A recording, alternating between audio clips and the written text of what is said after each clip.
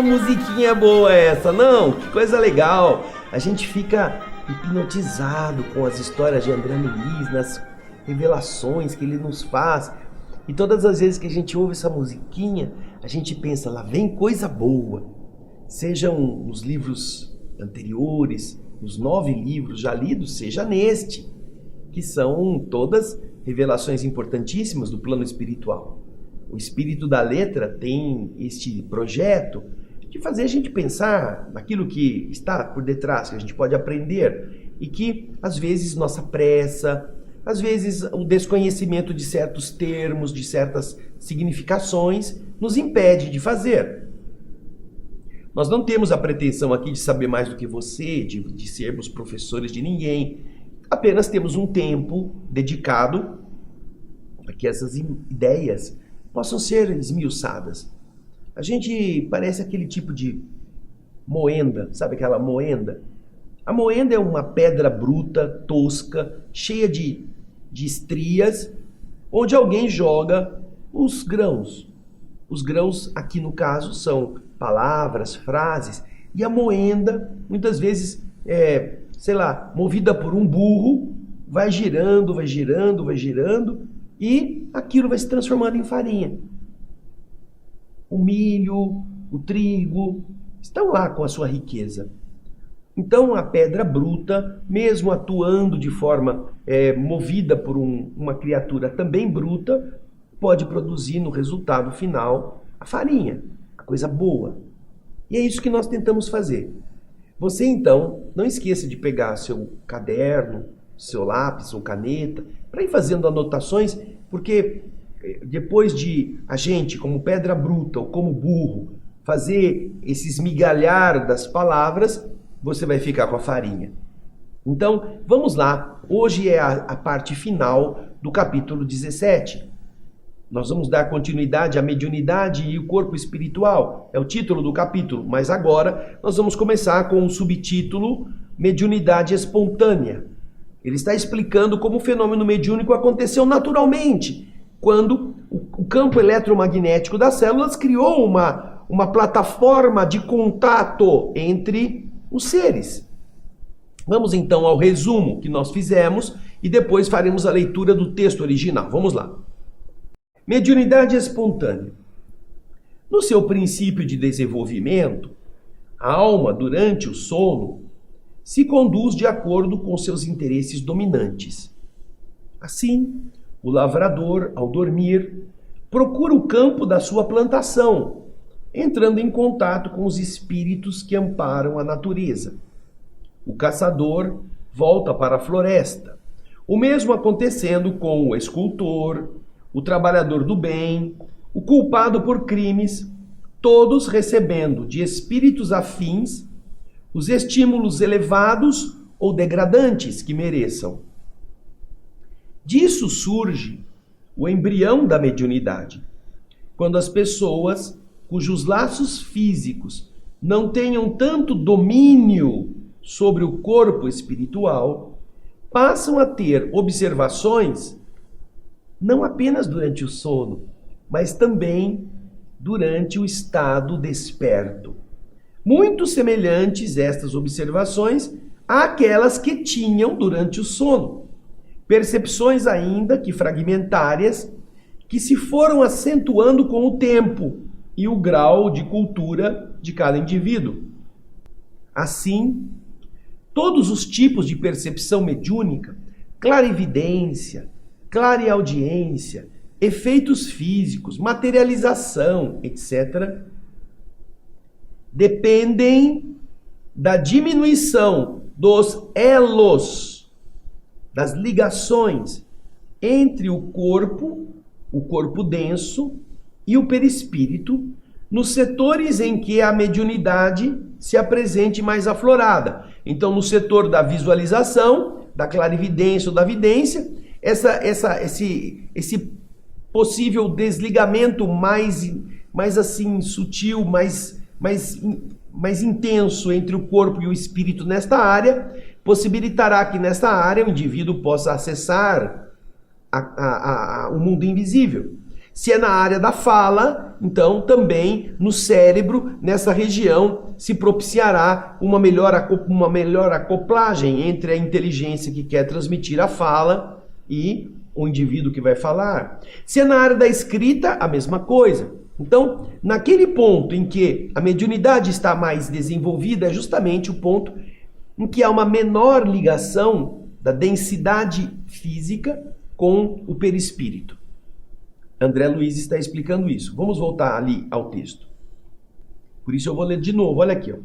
Todos os tipos de percepção mediúnica, clarividência, clareaudiência, efeitos físicos, etc., dependem da diminuição dos elos entre o corpo e o perispírito nos setores em que a mediunidade se apresente mais aflorada. Dessa forma, teve início esse contato entre os dois planos. Foi assim que começou tudo, não no espiritismo, lá atrás, quando o homem estava ainda tateando. Porém, desde aquela época, não é? Os médiuns primitivos, aqueles que estavam logo no começo dessa experimentação, por falta de entendimento, apenas puderam construir um sistema de fascinação recíproca ou de magia elementar, onde aproveitavam a cooperação, a ajuda de desencarnados igualmente inferiores, por via hipnótica, por via do sono, na realização de atividades brutas ou grosseiras, sem qualquer base de elevação pessoal. É mediunidade espontânea, que pode servir-se para fazer coisas que não são boas, pode servir para ficar fazendo brincadeira com os outros, pode servir para dar uma de profeta, ficar falando do futuro, as coisas que os homens fizeram. Então passaram a se mostrar importantes, porque eram capazes de perceber coisas que os outros não percebiam e passaram a ficar fascinados com esse poder. Passaram a ser endeusados ou criaram coisas mágicas, poções, referências obtidas do mundo invisível para fazer tais efeitos. É assim que as coisas foram iniciadas. Agora nós vamos para o texto original de André Luiz. Você vai ver na tela os slides referentes ao que André Luiz escreveu neste subtítulo Mediunidade Espontânea. Nessa fase primária de novo desenvolvimento, encontra-se, como é natural, o homem, o ser, ao pé dos objetos que lhe tomam o interesse. O que é mais importante para ele? Aqueles objetos que ele está construindo. Então, nessa fase, ele fica preso ali. É assim que o lavrador, o agricultor, no repouso do corpo físico, retoma, com o seu perispírito, ao campo em que semeia, entrando em contato com as entidades que amparam a natureza. O caçador volta para a floresta, o escultor regressa frequentemente no sono ao bloco de mármore de que aspira desentranhar a obra-prima. O ceareiro do bem retorna à leira, ao campo de serviço em que se lhe desdobra a virtude, e o culpado volta ao local do crime, cada qual recebendo de espíritos afins os estímulos elevados ou degradantes de que se fazem merecedores. Consolidadas semelhantes relações com o plano espiritual, por intermédio do sono, da hipnose comum, o sono comum, começaram na Terra os movimentos da mediunidade espontânea, porquanto os encarnados que demonstrassem capacidades mediúnicas mais evidentes, pela comunhão menos estreita entre as células do corpo físico e do corpo espiritual, em certas regiões do campo biológico, passaram das observações durante o sono às observações da vigília, a mediunidade aflorada no estado normal, de acordado, de desperto. Que no começo, essas observações eram fragmentárias, eram pedaços, eram coisas pequenas, mas acentuáveis com o tempo, conforme os graus de cultura a que fossem expostos.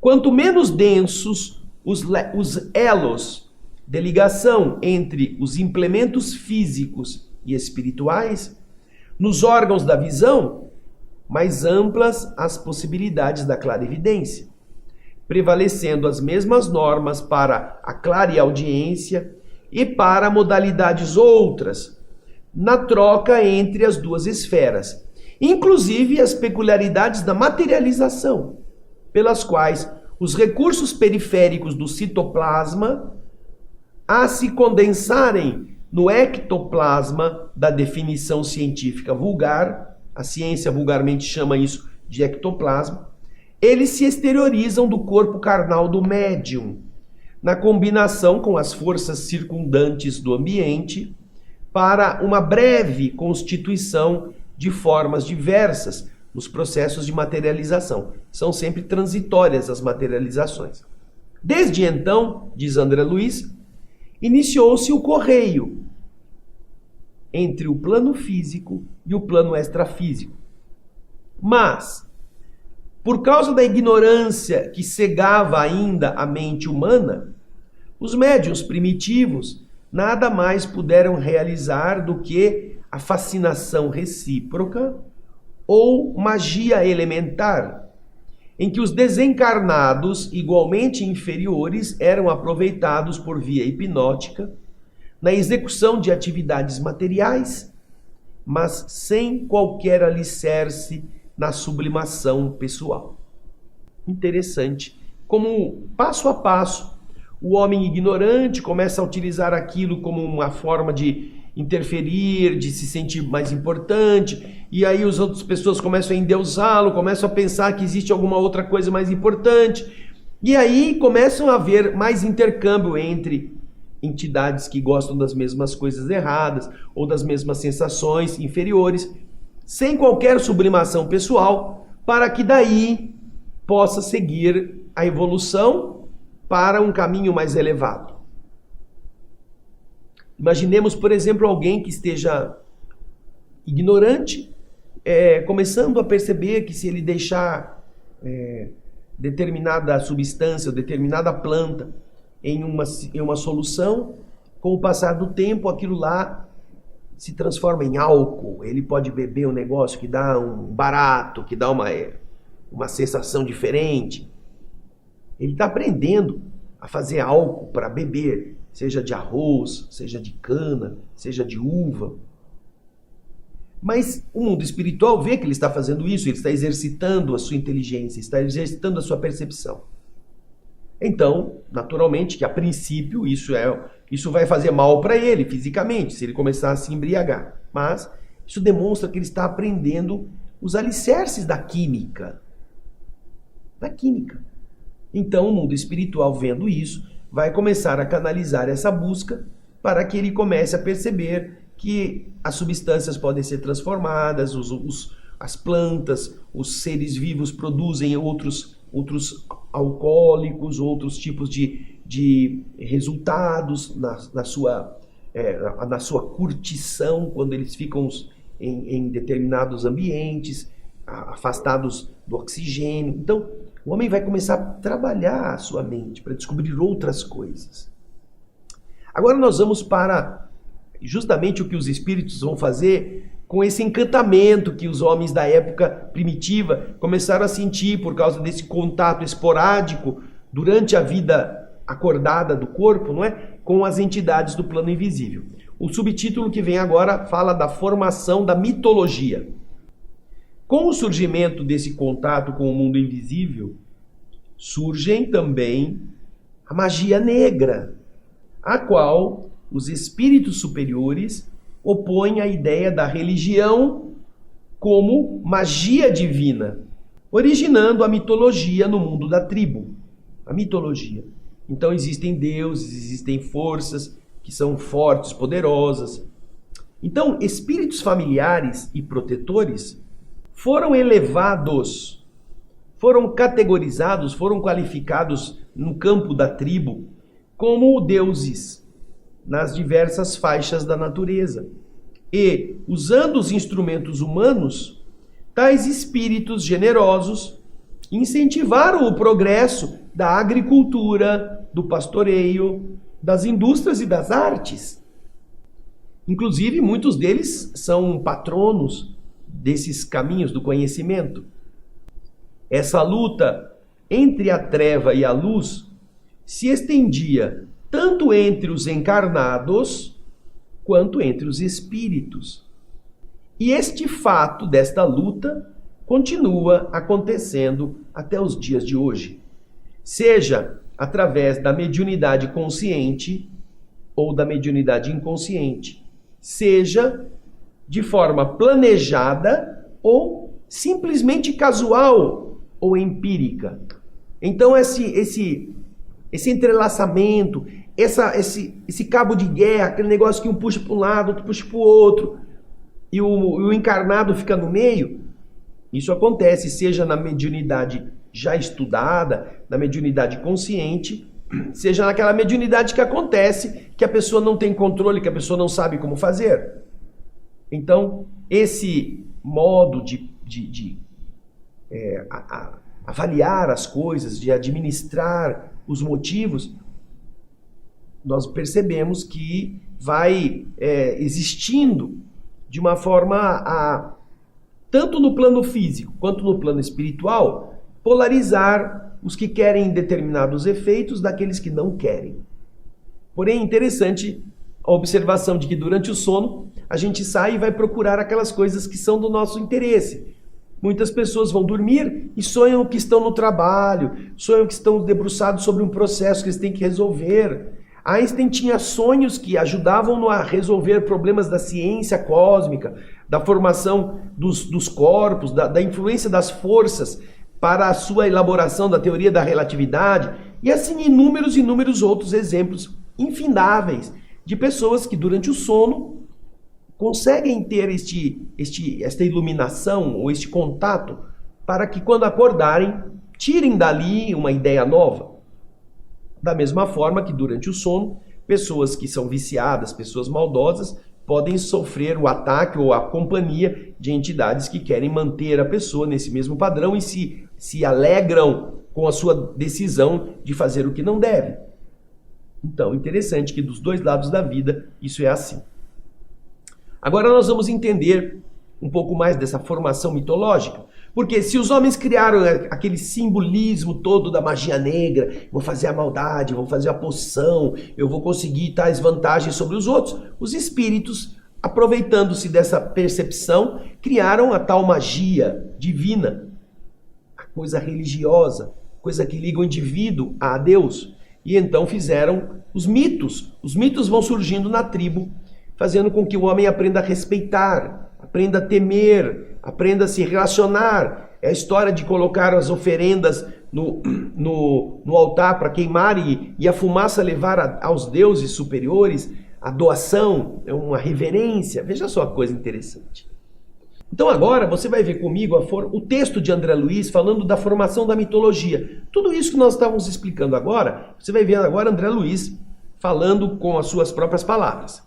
Diz ele, olha, apareceu então a Goécia, ou Goecia, não sei como se expressa isso, também conhecida como magia negra, a qual as inteligências superiores opuseram a religião como magia divina, iniciando-se a formação da mitologia em todos os setores da vida tribal. Os espíritos, também chamados de numes, familiares, interessados em favorecer as tarefas edificantes para levantar a vida humana a níveis mais nobres, foram categorizados, foram interpretados, foram qualificados como sendo de deuses em diversas faixas da natureza. E realmente, através dos instrumentos humanos que eles podiam mobilizar, esses gênios tutelares, então aqui esses instrumentos humanos mobilizáveis seriam os médios que sentiam a influência deles. Esses gênios tutelares incentivaram, por todas as formas possíveis, o progresso da agricultura, do pastoreio, das indústrias e das artes. A luta entre os espíritos retardados na sombra e os aspirantes da luz encontrou seguro apoio nas almas encarnadas que lhes eram irmãs. Desde essas eras recuadas, empenharam-se o bem e o mal em tremendo conflito que ainda está muito longe de terminar, com bases na mediunidade consciente ou inconsciente, técnica ou empírica. E aí nós temos então André Luiz nos explicando que se trata de um processo de longa duração, no qual os espíritos utilizam as percepções e aqueles que antes estavam voltados para fazer da fermentação de qualquer planta uma bebida para eles se embriagarem, agora são chamados a perceber que essas plantas podem ser usadas para curar. A química pode estender-se não apenas para as plantas, mas para outros campos do conhecimento. Pode-se fazer remédios que tirem dor, pode-se desenvolver teorias que explicam como funcionam isto. Pode-se desenvolver cultivos para alimentação, pode-se melhorar, pode-se evitar problemas na plantação. Tudo isso o mundo espiritual vai utilizando nessa busca e vai canalizando o indivíduo, vai canalizando a pessoa para realizar tais eventos. Alguns pais educam os seus filhos com essa sabedoria. Por quê? Percebendo que a criança tem uma tendência a rabiscar em toda parte, ela não fica quieta, o pai coloca ele numa escola de pintura ou compra desenhos para ele fazer a coloração e ele vai vendo que a criança se desenvolve. Então ele canaliza, ele pega aquela vertente que não está com controle e vai começando a dar uma direção para ver se a criança vai naquele caminho, para ver se ela realiza aquilo que a sua inclinação está demonstrando. A mesma coisa para exercícios físicos, para artes de outros tipos, para eventos técnicos. Quem tem criança que gosta de fazer cálculo, que gosta de saber como funciona. Então o espírito infantil já carrega consigo determinada inclinação. E assim como os espíritos humanos são capazes de dar ao filho, se ele gosta mais de mecânica, aquilo que realmente vai estimular isto, do que outra coisa que não tem nada a ver com mecânica, os espíritos também aproveitam no estágio evolutivo daquele grupo civilizatório para fazê-lo perceber que, do mesmo modo que existem as forças que podem ser utilizadas para o mal, existem as reverências que fazem o indivíduo caminhar para o caminho do bem.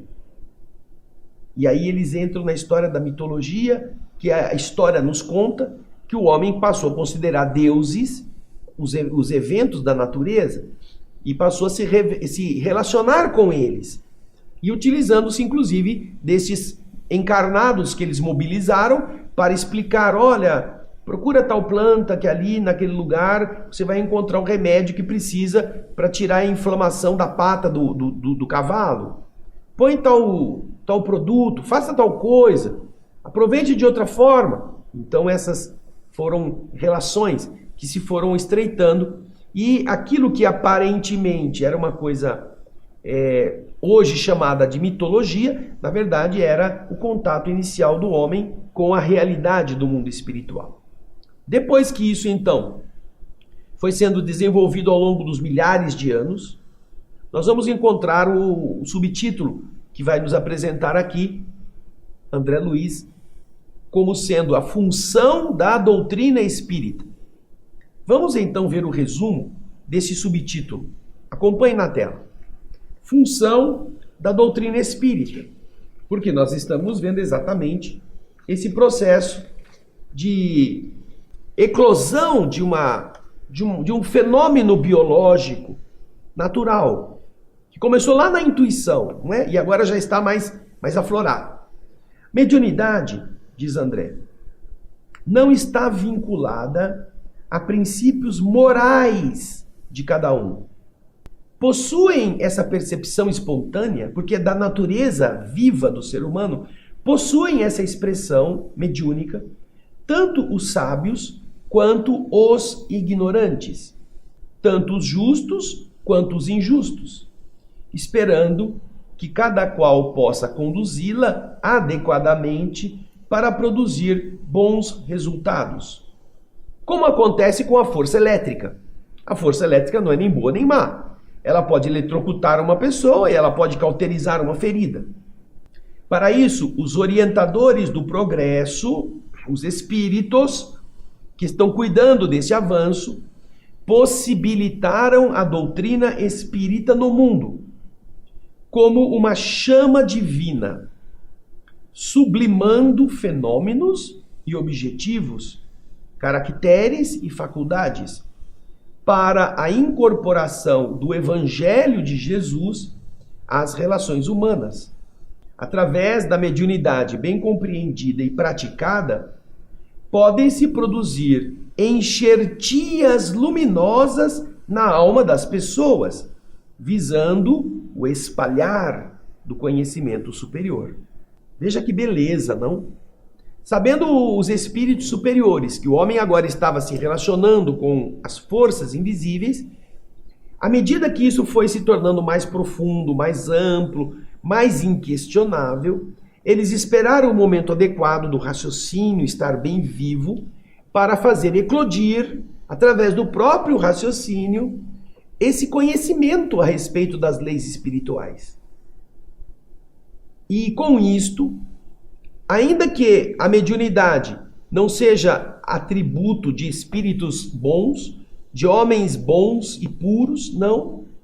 Da mesma forma que você encontra o coração batendo no peito de um assassino, você encontra o coração batendo no peito da vítima dele, um fazendo mal e o outro não. A mesma forma você vai encontrar a mediunidade sendo comum a todas as pessoas, porque lembrem-se, ela é o resultado daquele campo vibratório que as células produzem, o campo eletromagnético. Agora, quando você, vendo isto, agora já conhecido, já experimentado, quantas mulheres na Idade Média não foram mortas por serem bruxas, ou por serem aquelas que veem coisas? Quantos não sofreram perseguições, homens e mulheres, por serem temidos pelas suas condições de capacidade de percepção? Temos as histórias famosíssimas de Miguel de Nostradamus, que previa o futuro, que tinha capacidade de conhecer o que ia acontecer, mas que se protege em decorrência de sua potência, da maldade dos homens que pudessem ter medo dele. Então você percebe que, quando chega o momento, a doutrina espírita vem ao mundo para dar a essa ferramenta, que é a mediunidade, um caráter ético, uma explicação de como agir, uma explicação de como ela funciona, uma explicação de como sublimá-la, como torná-la ainda mais potente. Porque depende de quem a administra. Ela vai ser existente, mas ela vai produzir efeitos naqueles que a estão exercendo. Efeitos positivos, se for uma boa ação, e efeitos negativos, se for uma conexão com entidades inferiores. E é isso que a doutrina espírita vai fazer no período final da transição agora, como Jesus tinha prometido que faria. Agora nós vamos ler um texto original deste subtítulo, Função da Doutrina Espírita. Acompanhe na tela. Forçoso reconhecer, todavia, que a mediunidade, na essência, do mesmo modo que a energia elétrica em si mesma, nada tem a ver com princípios morais que regem os problemas do destino e do ser. Da mediunidade podem dispor, pela espontaneidade com que ela se demonstra, com que ela aparece, sábios e ignorantes, justos e injustos, expressando-se-lhe, desse modo, a necessidade de condução reta. É preciso que alguma coisa dê um norte para que ela seja conduzida corretamente. Do mesmo modo que a força elétrica, a energia elétrica, exige disciplina a fim de que ela possa ajudar. Um raio que caia da natureza em convulsão é uma explosão elétrica que queima pessoas, ateia fogo, incêndio a florestas, rompe árvores robustas. Mas a mesma energia que no raio concentradamente destrói, se você organizar, você pode acender centenas, milhares de lares com a luz. A energia precisa de disciplina a fim de ajudar. Esse é o motivo porque os orientadores do progresso, os espíritos superiores, sustentam a doutrina espírita. na atualidade do mundo como uma chama divina, cristalizando fenômenos e objetivos, dando consistência a esses fenômenos pelo estudo, aos objetivos deles existirem, às suas características e às faculdades, dando essa certeza, essa coisa mais cristalizada, mais robusta, para que o Evangelho de Jesus seja, de fato, incorporado às relações humanas. É o Evangelho, no seu comportamento ético, que é o norte da mediunidade espírita, é o norte da existência desse fenômeno e da maneira como nós deveremos administrá-lo. Da mesma forma que acontece nas intervenções cirúrgicas, em que tecidos são transplantados com êxito para a melhoria das condições orgânicas, é indispensável nos atenhamos à importância das operações mediúnicas pelas quais se efetuem proveitosas enxertias ou operações psíquicas com vistas à difusão do conhecimento superior. É importante que aconteça esta ligação do homem com esses objetivos. Por quê? Porque de verdade a nossa atitude diante da realidade da mediunidade precisa estar voltada exatamente para a compreensão de que é uma ferramenta que tem uma finalidade. Ainda que qualquer pessoa possa tê-la, a finalidade precisa ser orientada para um bem de todos, não para o bem de si mesmo, não para a sua própria fama, não para o seu próprio deleite, e sim para aquilo que é necessário se cumprir em favor dos demais. Por falar nisso, lá no livro Os Mensageiros, o segundo livro que nós lemos do nosso programa há alguns anos atrás e que está disponível no nosso canal do Espírito da Letra no YouTube, youtube.com/Espírito da Letra, você vai ver aqui embaixo o GC, ou a indicação. Neste livro, logo nos primeiros capítulos, nós vamos ver André Luiz, no chamado Centro de Mensageiros da Cidade Nosso Lar, em conversação com vários desses mensageiros que fracassaram na tarefa mediúnica. Cada um contando a sua tragédia, a sua história triste, por não saber administrar o processo mediúnico e ter agora que amargar as consequências. Vai lá no nosso programa anterior, no nosso livro Os Mensageiros, e veja as histórias que eles contam. Elas são bastante instrutivas, não só para o leigo, que de uma certa forma também tem mediunidade, porque a intuição é natural, a mediunidade intuitiva é comum a todas as pessoas, mas também, principalmente, aos que frequentam instituições espíritas com um projeto de utilização das forças psíquicas. Porque é preciso dar um norte. A mediunidade não é um fim em si mesma, porque existem médiuns em todas as igrejas, já que é um fenômeno biológico. Existem médiuns católicos, espíritas, médiuns evangélicos, médiuns budistas, médiuns ateus, médiuns muçulmanos, médiuns judeus. Existem médiuns em toda parte. Agora, como é o procedimento, como se está usando a mediunidade, isso é uma coisa que somente a doutrina espírita explica com toda a clareza. Você goste ou não, esse é o melhor campo de amadurecimento para o espírito usar uma ferramenta. Se você faz a faculdade de medicina e aprende quais são os remédios calmantes, os remédios tóxicos, os remédios venenosos, e você prefere usar venenos para você mesmo se distrair, que é um dos grandes problemas que acontece, por exemplo, no campo da anestesia. O ramo da medicina, alguns médicos seguem este caminho da anestesia. Se formam médicos anestesistas. E o que acontece? Os anestesistas, eles têm acesso a todo um conjunto de substâncias entorpecentes. E, com algumas exceções, boa parte dos anestesistas é viciado nos anestésicos. Eles mesmos. Eles sentem aquela coisa, assim, eles sentem o bem-estar, eles começam a gostar daquilo.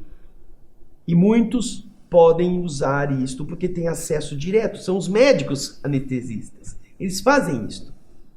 Eu repito, não são todos.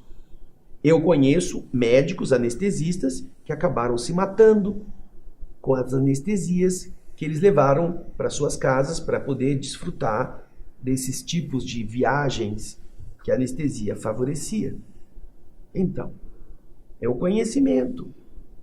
Se ele não fosse anestesista ou se ele tivesse sido pedreiro, ele nunca teria se matado. Ele não teria se tornado um viciado, um dependente químico.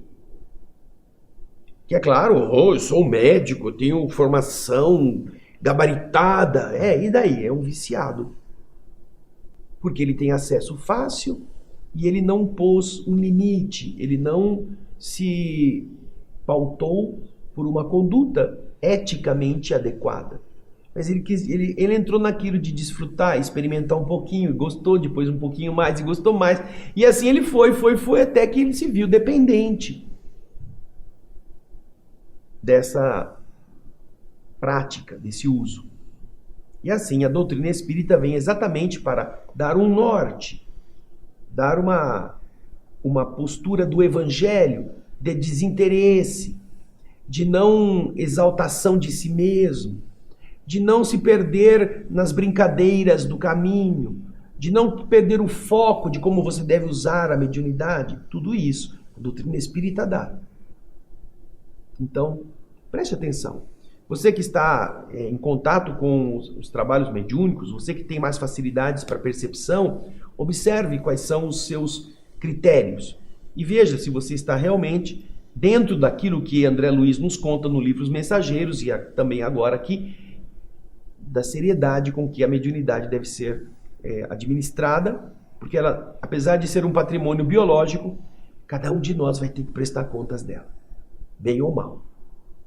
E agora nós vamos para o último subtítulo. O título que você vai ver na tela, o subtítulo é Mediunidade e Vida. Aqui André Luiz vai terminar a explicação deste capítulo 17. Acompanhe o resumo que nós fizemos. Não existem dois médiuns iguais, apesar de poderem trabalhar em campo semelhante de percepções. Não existem dois videntes que vejam sempre a mesma coisa, dois médiuns intuitivos que intuam sempre do mesmo modo, dois médiuns falantes que recebam do mesmo espírito a mesma mensagem e identidade de situações. Não. A mediunidade é faculdade inerente à própria vida. E com todas as deficiências e grandezas, acertos e desacertos, ela é como a visão, a capacidade de enxergar comum que todas as pessoas possuem e que pode ser bem ou mal empregada. Apesar disso, ninguém cogita, ninguém imagina suprimir a visão de todo mundo só porque milhões de pessoas a utilizem para matar, perseguir ou cometer atos de terror e destruição. Impõe-se o que é necessário é educar para que essas pessoas se corrijam. Da mesma forma, a mediunidade não pedirá desenvolvimento indiscriminado, mas, ao contrário, aprimoramento de cada médium e nobreza de finalidade, para que o perispírito possa erguer-se como um filtro ideal ou um filtro leal das esferas superiores, facilitando a elevação da humanidade para a luz. Ou seja, existe a mediunidade, existe o fenômeno, existe o intermediário, o agente, aquele que sente as coisas, aquele que está lá. Porém, André Luiz está dizendo que o que importa não é tanto, eu agora quero ser médio disso, agora eu quero melhorar isso, quero fazer mais coisa, quero enxergar, eu quero ver, quero falar, quero escrever, quero pintar. Quero me desenvolver. Não tenho mediunidade da fala, quero ter. Vou me desenvolver. O que eu faço para desenvolver? Não é tanto isso que se deve pensar. Mais importante é você aprimorar o que você é, o que você tem como ser. Porque antes de você ser médium dos espíritos, nós precisamos ser médiuns do bem, médiuns do perdão, médiuns do devotamento, médiuns da gentileza. Como é possível que a boca que fala um palavrão possa ser utilizada por espíritos nobres para falar coisas sublimes? Você na sua casa, por exemplo, você usa água do esgoto para fazer comida? Você pega a água do vaso sanitário para fazer arroz e todo mundo comer? Como é que a gente pode, do mesmo cano, que é a nossa traqueia, nosso esôfago, da mesma fonte de emissão de ideias, usarmos de expressões vulgares, falarmos assuntos torpes, termos vontades que são ruins e que denotam o nosso atraso, e ali depois fazermos uma prece, depois espíritos elevados virem se comunicar? Não dá muito certo, não é mesmo? Então, vamos agora ler o que André Luiz fala nessa última parte do capítulo 17. Vamos lá. Eminentes fisiologistas e pesquisadores do laboratório procuraram fixar a mediunidade e médiuns a nomenclaturas e conceitos da ciência metapsíquica. Entretanto, o problema, como todos os problemas humanos, é mais profundo, porque a mediunidade permanece ligada adstrita à própria vida, não existindo por isso mesmo dois médiuns iguais, apesar de que a semelhança no campo das impressões possa ser interessante. Eles podem ser médiuns no mesmo área, mas eles não são médiuns com a mesma potência. Por outro lado, espiritualistas distintos julgaram-se no direito de hostilizar-lhe os serviços, hostilizar a mediunidade, impedir a sua eclosão, o seu surgimento, falando sobre os supostos perigos, a tal do animismo, todos são fenômenos do próprio espírito, você não deve se... Quem começa pela mediunidade acaba ficando louco, aquela coisa, né? Como se eles próprios, esses mesmos indivíduos, mentalizando os argumentos que eles usam, não estivessem eles mesmos assimilando por via mediúnica as correntes mentais intuitivas, contendo interpretações particulares dessas inteligências desencarnadas que os assistem. Eles estão tentando inibir alguma coisa, provavelmente induzidos intuitivamente, pelo mesmo canal que eles dizem que não deve ser exercitado, a mediunidade. Estão intuídos por inteligências desencarnadas. E estão tentando fazer com essa intuição que outras pessoas não se entreguem ao estudo ou à prática correta, nobre. Aí André Luiz continua. A mediunidade, no entanto, é faculdade inerente à própria vida, e com todas as suas deficiências e grandezas, acertos e desacertos, é como o dom da visão comum, peculiar a todas as criaturas, responsável por tantas glórias e tantos infortúnios na terra. Porém, ninguém vai se lembrar de suprimir os olhos, porque milhões de pessoas, diante das circunstâncias imponderáveis da evolução, se tenham valido deles para perseguir e matar nas guerras de terror e destruição. Ninguém vai mandar, vamos tirar os olhos de todas as pessoas para que eles não façam mais maldades. É urgente iluminar essas pessoas, orientá-las e esclarecê-las. Também a mediunidade não requisitará desenvolvimentos indiscriminados, mas sim, antes de tudo, aprimoramento da personalidade mediúnica e nobreza de fins, para que o corpo espiritual, modelando o corpo físico e sustentando-o, possa igualmente elevar-se como um filtro leal das esferas superiores, facilitando a ascensão da humanidade aos domínios da luz. Por aí, então, encontramos André Luiz terminando o capítulo 17 nestes termos. No próximo, capítulo 18, o tema será sexo e corpo espiritual. Mas isso é na próxima semana. Muito obrigado pelo seu carinho, pela sua audiência. Espalhe para os seus amigos, conte para eles a existência desta obra tão especial, tão importante, tão rica. No próximo programa, nós estaremos aqui falando do capítulo 18. Eu aguardo você, espero que você tenha uma excelente semana de estudo, de assimilação, e a gente se vê no próximo O Espírito da Letra. Muito obrigado, até lá e muita paz.